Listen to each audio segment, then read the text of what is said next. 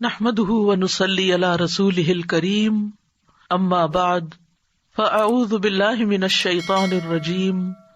بسم الله الرحمن الرحيم رب اشرح لي صدري ويسر لي امري واحلل عقدة من لساني يفقهوا قولي۔ آج ہم انشاءاللہ والدین کے لیے دعاؤں کے بارے میں بات کریں گے کہ ہم کس طرح ان کے لیے بہترین دعائیں کر سکتے ہیں، کیونکہ والدین وہ ہستی ہیں جن کے احسانات ہم پر سب سے زیادہ ہیں۔ ان کے احسانات کا بدلہ ہم چکا نہیں سکتے، لیکن ہاں ایک صورت ہے کہ ہم ان کے لیے زیادہ سے زیادہ دعائیں کریں،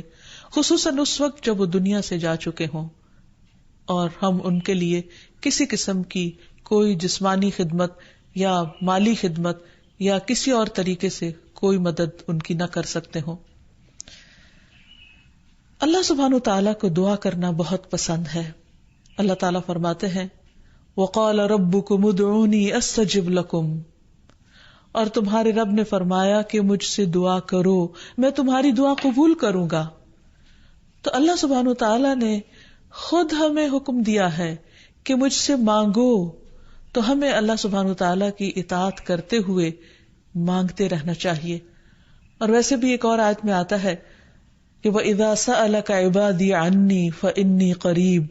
أُجِيبُ دَعْوَةَ الدَّاعِ إِذَا دَعَانِ فَلْيَسْتَجِيبُوا لِي وَلْيُؤْمِنُوا بِي لَعَلَّهُمْ يَرْشُدُونَ۔ وَإِذَا سَأَلَكَ عِبَادِي عَنِّي، اور جب آپ سے میرے بندے میرے بارے میں پوچھیں، یعنی اللہ سبحانہ تعالیٰ کے بارے میں کہ ہمارا رب کہاں ہے، ہم اس سے کیسے دعا کریں، تو آپ ان کو بتائیے فَإِنِّي قَرِيبٌ، میں تو قریب ہوں، بہت قریب، دور نہیں ہوں، بیچ میں کسی اور کو لانے کی ضرورت ہی نہیں، سب سے زیادہ تو میں ہی تمہارے قریب ہوں۔ اجیب دعوت الداعی اذا دعانی، میں پکارنے والے کی پکار کا جواب دیتا ہوں جب بھی وہ مجھے پکارتا ہے، دن کو پکارتا ہے یا رات کو پکارتا ہے، غم میں پکارتا ہے یا غصے میں پکارتا ہے، بھوک میں پکارتا ہے یا بیماری میں پکارتا ہے، جب بھی پکارتا ہے میں اس کی پکار سنتا ہوں۔ تب اس کو کیا چاہیے کہ فَلْيَسْتَجِيبُوا لِي، چاہیے کہ وہ بھی میری بات مانے، یعنی اگر وہ چاہتے ہیں کہ ان کی دعائیں سنی جائیں تو انہیں میری اطاعت کرنی چاہیے۔ وَلْيُؤْمِنُوا بِي، اور چاہیے کہ مجھ پر ایمان لائیں، مجھ پر اعتماد کریں، مجھے اپنا رب مان لیں۔ لَعَلَّهُمْ يَرْشُدُونَ، شاید کہ وہ سیدھی راہ پائیں، ان کو صحیح راستہ مل جائے۔ ہوتا یہ ہے کہ جب انسان کی زندگی میں کوئی مشکل آتی ہے تو اس کے پیچھے کوئی مقصد ہوتا ہے، کوئی حکمت ہوتی ہے۔ اللہ سبحانہ تعالیٰ اپنے بندے کو اپنے اور قریب کرنا چاہتا ہے، اس لیے وہ اس کو کسی نہ کسی ایسے دکھ، تکلیف یا پریشانی میں مبتلا کر دیتا ہے تاکہ بندہ اپنے رب کی طرف رجوع کرے، اس مشکل پر صبر کر کے اجر پائے، اللہ تعالیٰ کی طرف رجوع کر کے اور زیادہ دعا مانگے، کیونکہ دعا عبادت ہے، الدعاء هو العبادہ، اللہ سبحانہ تعالیٰ کے نزدیک نہایت پسندیدہ، اس لیے ہمیں کثرت سے پکارتے رہنا چاہیے۔ اور جب بھی ہم دعا مانگے تو اس سے پہلے اللہ تعالیٰ کی حمد و ثنا ضرور بیان کریں۔ ایک حدیث میں آتا ہے، عبداللہ بن مسعود رضی اللہ عنہ کہتے ہیں کہ میں نماز پڑھ رہا تھا اور نبی صلی اللہ علیہ وسلم، ابو بکر اور عمر ایک ساتھ تھے۔ جب میں بیٹھا تو اللہ تعالیٰ کی حمد و ثنا بیان کی، پھر نبی صلی اللہ علیہ وسلم پر درود بھیجا، پھر اپنے لیے دعا کی، تو نبی صلی اللہ علیہ وسلم نے فرمایا مانگو عطا کیا جائے گا، مانگو عطا کیا جائے گا۔ تو اس سے پتہ یہ چلتا ہے کہ دعا سے پہلے اللہ تعالیٰ کی حمد و ثنا بیان کرنا ضروری ہے۔ اللہ تعالیٰ کی حمد و ثنا کے بے پناہ کلمات ہیں، لیکن آج ہم ان کلمات میں سے ایک کلمہ جو اللہ تعالیٰ کو بے حد محبوب ہے وہ آپ کو بتاتے ہیں، جو نماز کے آغاز میں بھی پڑھا جاتا ہے، اور نماز کے علاوہ بھی اگر اللہ تعالیٰ کی حمد و ثنا کرنا ہو تو اس دعا کو پڑھ سکتے ہیں۔ سبحانک اللہم وبحمدک وتبارک اسمک وتعالی جدک ولا الہ غیرک، اے اللہ تو پاک ہے اپنی تعریف کے ساتھ، تیرا نام بڑا ہی برکت والا ہے، تیری بزرگی بلند و برتر ہے، تیرے علاوہ کوئی بھی الہ نہیں ہے۔ تو بہرحال والدین کے لیے دعا کرنے سے پہلے اللہ سبحانہ تعالیٰ کی حمد و ثنا بیان کیجیے، پھر نبی صلی اللہ علیہ وسلم پر درود بھیجیے، اور پھر اپنے ماں باپ کے لیے دعائیں کیجیے، کیونکہ یہ اللہ تعالیٰ کا حکم بھی ہے، وَقُلْ رَبِّ ارْحَمْهُمَا كَمَا رَبَّيَانِي صَغِيرًا، اور آپ کہہ دیجئے اے میرے رب ان دونوں پر رحم کیجیے، یعنی والد پر بھی اور والدہ پر بھی، جیسے انہوں نے مجھے چھوٹا سا پالا تھا، بچپن میں پالا تھا، جب میں نہ خود کھا سکتا تھا نہ پی سکتا تھا اور نہ خود اپنے آپ کو صاف کر سکتا تھا، تو انہوں نے دن رات بغیر کسی وقفے کے میری خدمت کی. تو اے رب اب جب کہ وہ بڑے ہو گئے ہیں، وہ تیری رحمت کے محتاج ہیں، تو ان پر رحمت فرما اور ان کی مشکلات آسان فرما. پھر اسی طرح والدین اگر زندہ ہو تو بھی دعا کی جائے، اور اگر وہ فوت ہو جائے تو وہ اور بھی زیادہ دعاؤں کے مستحق ہو جاتے ہیں. جب برزخ میں والدین کا درجہ بڑھا دیا جاتا ہے، یعنی بلند کیا جاتا ہے، تو وہ پوچھتے ہیں کہ ہمیں درجے کی یہ بلندی کیوں کر حاصل ہوئی؟ تو انہیں بتایا جاتا ہے کہ یہ تمہاری اولاد کی دعا کی وجہ سے. ویسے بھی جب انسان فوت ہو جاتا ہے تو اس کے اپنے عمل کا سلسلہ ختم ہو جاتا ہے. 3 چیزیں مرنے کے بعد بھی فائدہ دیتی ہیں، جن میں سے ایک صدقہ جاریہ ہے، دوسرے ایسا علم جو انسان اپنے پیچھے چھوڑ جائے جس سے لوگ فائدہ اٹھائیں، اور تیسرے ولد صالح یدعو لہ،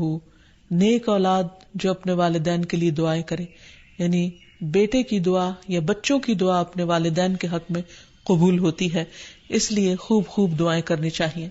ہم دیکھتے ہیں کہ مختلف پیغمبر بھی اپنے رب سے اپنے والدین کے لیے دعائیں کرتے رہے ہیں، جن میں نوح علیہ السلام کی دعا ہے. وہ کہتے ہیں رب اغفر لی ولوالدی ولمن دخل بیتی مؤمنا وللمؤمنین والمؤمنات، اے میرے پروردگار مجھے بخش دے اور میرے والدین کو بخش دے،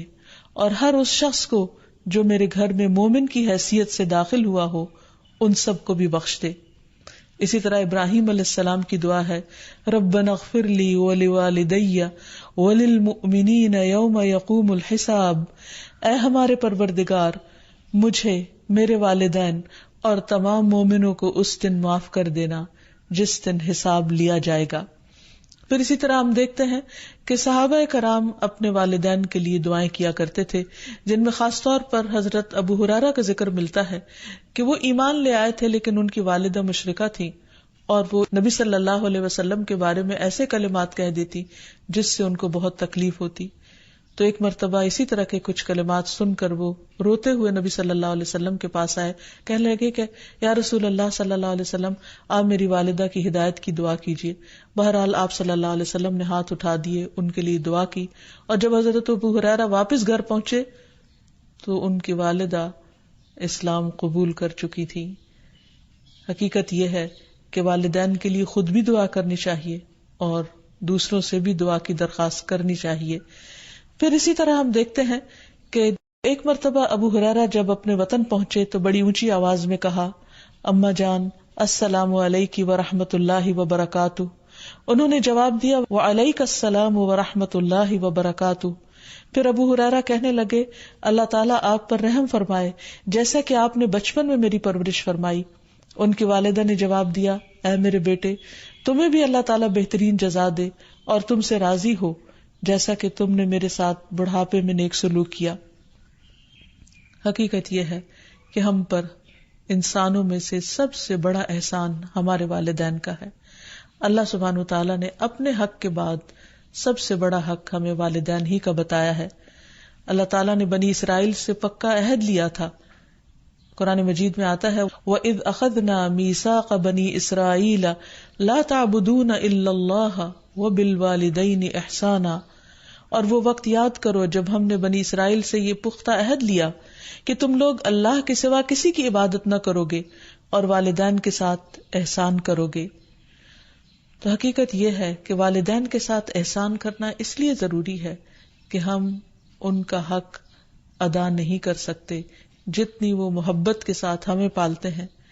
بچے والدین کی خدمت عزت کرتے بھی ہیں تو بعض اوقات مشکل میں پڑ کر بد دلی کے ساتھ، اس محبت کے ساتھ نہیں جو والدین کی محبت اپنی اولاد کے لیے ہوتی ہے، اور وہ ہر کام خوشی خوشی کرتے ہیں. والدین اپنے بچوں کے بڑا ہونے کی دعائیں مانگتے ہیں، لیکن جب والدین بوڑھے ہو جاتے ہیں تو بچے ان کے خیر و عافیت کے ساتھ دنیا سے رخصت ہونے کی دعائیں مانگتے ہیں. اور پھر والدین میں سے بھی خاص طور پر ماں کا حق ادا کرنا اور بھی زیادہ ضروری ہے، کیونکہ باپ کے مقابلے میں